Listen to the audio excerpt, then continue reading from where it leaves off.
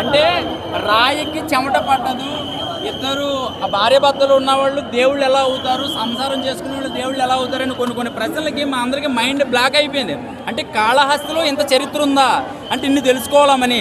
అంటే నైవేద్యం పెట్టడానికి పరవన్నమే పెట్టక్కర్లేదు, మాంసాహారం భక్తితో పెడితే చాలు. ఇలాంటి కొన్ని అన్నీ కూడా ఈ సినిమాలో నిజంగా చాలా బ్రహ్మాండంగా చూపించారు. అంటే కన్నప్ప అనే వ్యక్తి కంట్లోంచి శివుడికి నీళ్లు కారుతుంటే తన కళ్ళు తీసి ఇవ్వడం అనేది అసలు నిజంగా ఈ సినిమా చూసాక మాకు అర్థమైంది. కాళహస్తి గుడికి వెళ్ళిన వాళ్ళు ప్రతి ఒక్కరికి తెలుస్తుంది ఆ చరిత్రల గురించి. ఇప్పుడున్న జనరేషన్కి సెకండ్ హాఫ్ అయితే మాత్రం చాలా బ్రహ్మాండంగా ఉందండి. అండ్ హీరోయిన్ పర్ఫార్మెన్స్ కానీ మిగతా క్యారెక్టరైజేషన్స్ అన్నీ కూడా, అలాగే మంచు క్యారెక్టర్ వాళ్ళ అబ్బాయి చిన్నబాబు చేసిన క్యారెక్టర్ చాలా బ్రహ్మాండంగా ఉంది.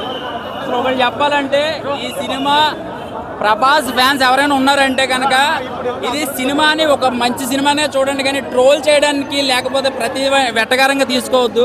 నిజంగా మీరు తెలుసుకోవాల్సిన సినిమా అనమాట. మంచు విష్ణు గారు మీరు నిజంగా ఈ వెర్షన్ ఉంటుందో నాకు తెలీదు, చాలా బ్రహ్మాండంగా యాక్ట్ చేశారు. అసలు ఎక్కడా సరే వెతకడానికి రెడీగా బుక్కులు పట్టుకున్నారు మీ మీద ట్రోల్ చేయడానికి, లేదాడు బుక్ పట్టుకుని మీకు దండం పెట్టేసి బయటకు వచ్చేసాడు అనమాట. అది గుర్తుపెట్టుకోండి మీరు. చాలా బ్రహ్మాండంగా తీశారు. సెకండ్ హాఫ్ అయితే మాత్రం ఎక్సలెంట్ అండి. ఫస్ట్ హాఫ్ అయితే కొంచెం డల్గా ఉంది, కానీ సెకండ్ హాఫ్ ప్రభాస్ గారు ఎంట్రీ తర్వాత నుంచి ఇంకెవ్వడో కూడా బిగిసిపోతాడు నరాలు పట్టుకొని అనమాట. ఎమోషనల్స్ అసలు ఆ బీజిఎం కానీ అక్కడ వచ్చే డైలాగ్ వర్షన్ కానీ బ్రహ్మాండంగా ఉంటుంది. ప్రభాస్ గారు ఎంట్రీ నెక్స్ట్ లెవెల్ అనమాట. బాగుంది.